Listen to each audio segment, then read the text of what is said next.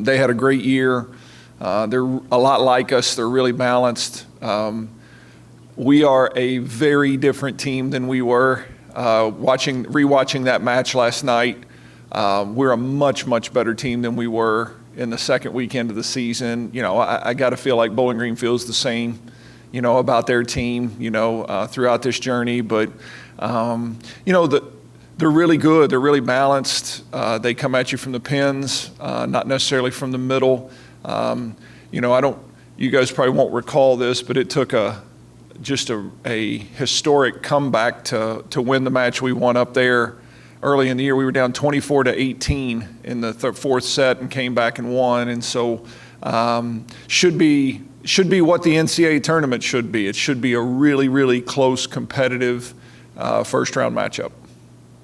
When it came up on the screen, first Kentucky down there, did you, every year it's either Kentucky or Louisville. So did you or the team feel like we're coming? And then when Bowling Green pops on the screen? I kind of knew with them seeding a little deeper this year. Every year I think I know, and I'm never right. This year they seeded a little deeper, and so I kind of knew that we were going to match up at either Ohio State or at Kentucky. And so when Ohio State came up and we weren't part of that bracket, I knew Kentucky was probably our most likely destination.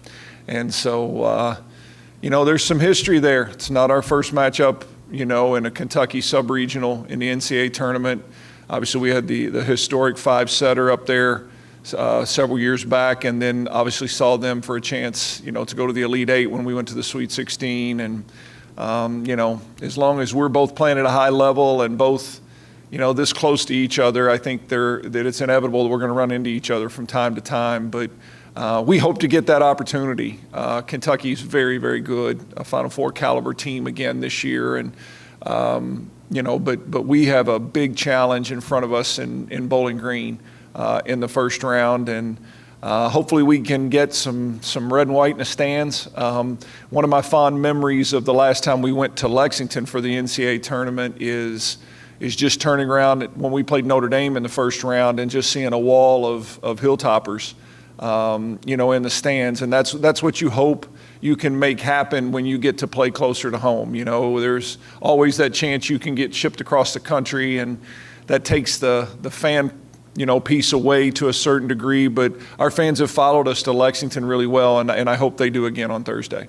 Coach, I know you don't want to get ahead of yourself with Bowling Green State, but I know last time you guys played them was preseason. It was a really good match last year, and a lot has changed good since then. But do you expect, potentially a similar team to when you played them 2 years ago? I do. I think what they'll bring to the table will be pretty similar. I just think we're very different. I really like who we have become, as this year has progressed. And, but the great thing about the NCAA tournament is, you're going to play somebody really good right away. And it's, you have to play well immediately. You don't get to ease into a match. You don't get, we need to get off to a good start. This is a challenge in that we're playing Thursday, Friday instead of Friday, Saturday. I'd like to go on record as saying I don't think that's a very good policy that is allowed in the NCAA tournament. I think it's too quick of a turnaround. I mean, you find out Sunday night and you have to be somewhere playing a match in the mid-afternoon on Thursday. That's just not – I don't think it's right. I don't think it's fair to ask for that quick a turnaround. I think it should be a Friday, Saturday, or a Saturday. If you have to bump it to a Saturday, Sunday, whatever it has to be. But I don't think you should get shorter. It takes a full day of preparation away. I mean, today you're scrambling. Tomorrow we leave, and so it's an awfully quick turnaround for everybody involved. And so it's not an advantage or disadvantage for anybody. I just think it's an unfair ask from the NCAA to try to turn it around from a Sunday night to a Thursday afternoon and be ready to play at your potential. That being said, how helpful is it that you played these guys? Very. I think it's incredibly helpful for both of us that we have a little bit of a familiarity with each other, because I think it'll be easier for our team. I think our team will remember that match to a certain degree, and I think it'll help the preparation, because it takes some of the legwork out of just sitting down and saying this is this kid. I mean, they know who these kids are a little bit. We're both obviously very different teams than we were in the second week of the season. Again, I look back at that match and I cringe almost, at watching our team play, knowing how different we are now. But that is definitely helpful to be playing somebody that you're a little bit familiar with. And we're really looking forward to it. A lot of respect for Bowling Green, love their coaching staff. Watched their championship match as a volleyball fan. I watched the MAC championship with them and Ball State, who are both NCAA tournament teams, and mirror images in a lot of ways. Our league and their league, the MAC got 2 teams in, Conference USA got 2 teams in. It's 4 high-level teams that are very balanced, and it's just going to be a really good matchup. Coach, excuse me, 8 of the last 9 years you guys have been selected. Does the feeling kind of change over those years, or what kind of goes through your head during that process? Yeah, it's I've made it a point.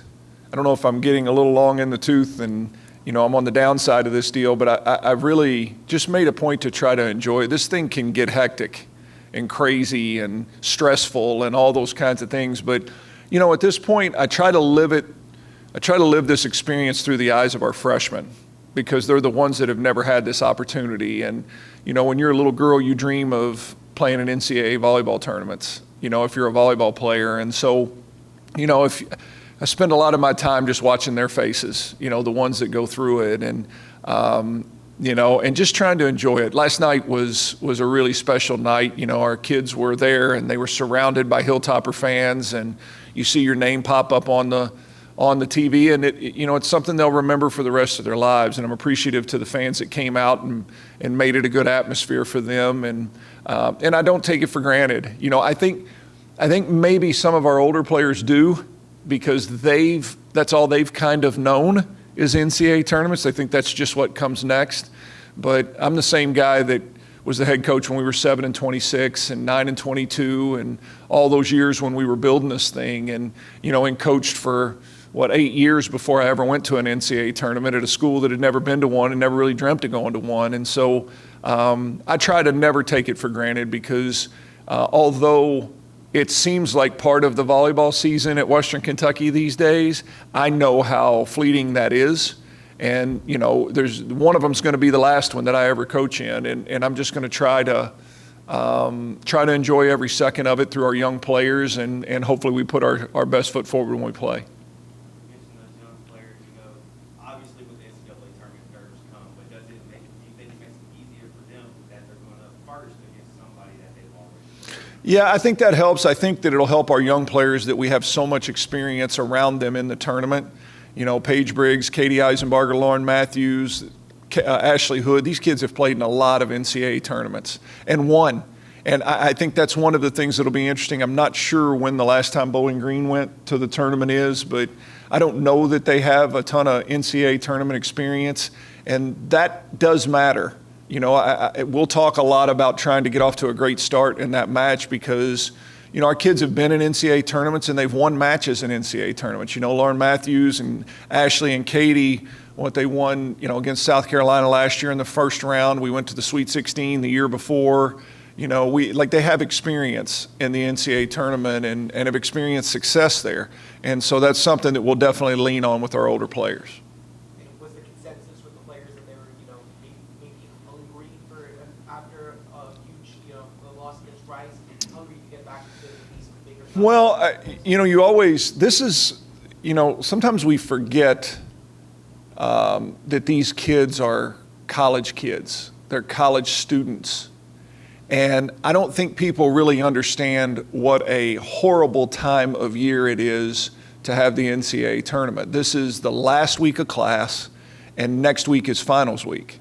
And so for a group of kids, we have a 100% graduation rate in my time at Western Kentucky, and these kids are academically centered kids. They care about what's going on in that classroom, and it is an unbelievably stressful time for them as students right now. And so it's just a lot to manage for them. They're going to be missing classes. How would you like to miss classes, the week before finals? A lot of people give tests that last week before finals. There's so many things that impact them mentally and are stressors in their lives. And so I'm always interested to kind of get a pulse of what our team is this time of year. Sometimes they're worn out and just ready to go home and sit in front of the Christmas tree or whatever the case may be. But this team has a good feel about them. I think they're excited about playing in the NCAA tournament, and I think they're they're as rested as you can be this time of year and in a good frame of mind. And, I feel like we will go play hard and play well, and it'll mean wins for as long as it's supposed to mean wins. We played really hard and really well in the Conference USA tournament, and came up just short against Rice. And so I'm looking for that. I'm looking for us to finish this thing on a high note, playing really, really good volleyball. And at the end of the day, that takes you as far as you're supposed to go in this tournament. What this tournament produces is not one national champion. It also produces 63 losers, at some point in this journey. And so, I just want to make sure that we go out feeling like we were playing at a really high level whenever that day comes. Coach, you kind of said a second ago that you cringed when you watched, the film from last time you played Bowling Green. What are the things that kind of jumped out to you the most about the growth of this? Without question, our ball handling has improved immensely. That was the weekend. So, Abby Schaefer got thrown to the fire here against Louisville and just completely broke down on a Tuesday, and we had to be in Bowling Green, Ohio on Friday playing volleyball. And she was just wrecked mentally at that time. And when you watch her play, she's just trying to survive out there on the court. And when you look at who she is right now, totally different player. Callie Bauer, I kept telling everybody how good Callie Bauer was going to be, but at that point she was 5 matches into her college setting career, and she was kind of all over the place. And she is a way different player now, than she was there, and is controlling our offense much better. And just the growth individually. I smiled when I got to work this morning. I looked at our staff and I said, if you ever need to feel good about yourself as a coach, go back and watch that match and think about where we are right now, because we have developed in almost every aspect throughout the year, and hopefully those are changes that give us an advantage here in the first round against a team that we've played. You said this is a team that's similar to you guys in a lot of ways. Where are they most dangerous? Yeah, they've got some kids that can carry. Lauren and Paige can carry a big load. They've got a couple kids. Petra Androva, who I think was the MAC Player of the Year, is a kid that can carry a big load, and then they have a really special freshman in Lauren. I'm going to mispronounce this. It's Hovey. Hovey, I think is how it's pronounced, but it could be Hovey. I don't know. But she's a really, really special player. And so they got some kids on the pin that can just carry a big load. Like they can have balance, much like we can have balance, but if it gets bad, they also have some arms that can just carry a big load for them like we do. And so, it's going to be about who can defend the other one the best. And but that's usually what it comes down to this time of year. Everybody's got players. Everybody's got kids that can really play. I like where we are. I like Lauren Matthews knowing that it's over the next time her team doesn't win, because that'll bring out a Lauren Matthews that I think we'll all feel really good about moving forward, and because she has a great will in situations like this, and I know she'll lead us as far as she can lead us over the next little stretch here. You kind of just hit on it right there. Has it kind of hit the seniors that this is kind of their last hurrah? Has it hit you yet? What's your message to them? I grabbed them after weights this morning. I grabbed Katie and Lauren both, Katie Eisenbarger and Lauren both, and just said, hey, where you at? And they're both in a good place.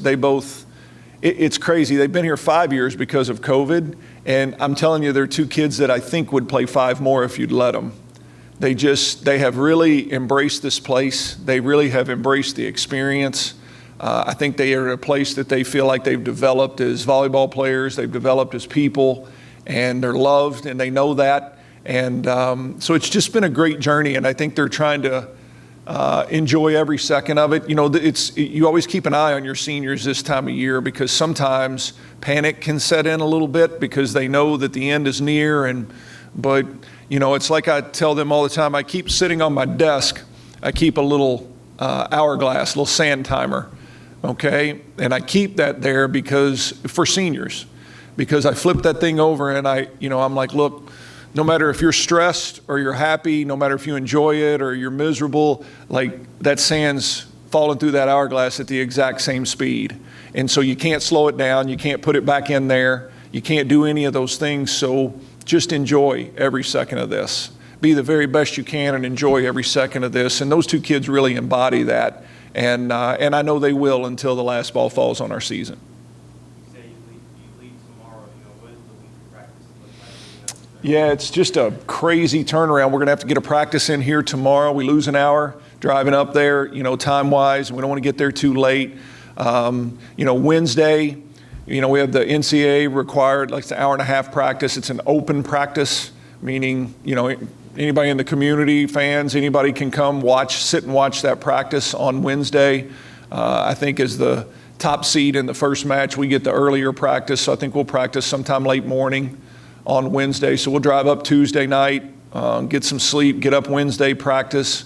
And then we usually try to go have a nice dinner somewhere on Wednesday evening just to spend a little time together and get ourselves ready. And then Thursday morning we get up and have a closed practice for an hour on Thursday morning before we tee it up at 4:30. So it goes fast. We've got a lot of work to do between now and then, a lot of film study, a lot of scout, and it's a weird feeling this time of year because you're going 10,000 miles an hour, for the week of the NCAA tournament. And then when that last ball falls, it's just so sudden. The end of your season, it's just like you hit the brakes and run into a wall. But what I do know is you can't keep that wall from coming. It's coming. It's just a matter of when. And so you just pour your heart and soul into it every minute. Represent that jersey the best you can and hope that these kids gain a memorable experience out of it. And we put our best foot forward, and I think we'll do that. Coach, you kind of said it all year. You've made it really clear that this has been not the easiest season that you've had so far, but you guys are still spectacular. You're going to the NCAA tournament, Does this almost feel like one of the most special seasons that you've had in recent years, kind of full circle? Yeah, it does. This is one that when I reflect back, this is one of the ones that I'm super proud of.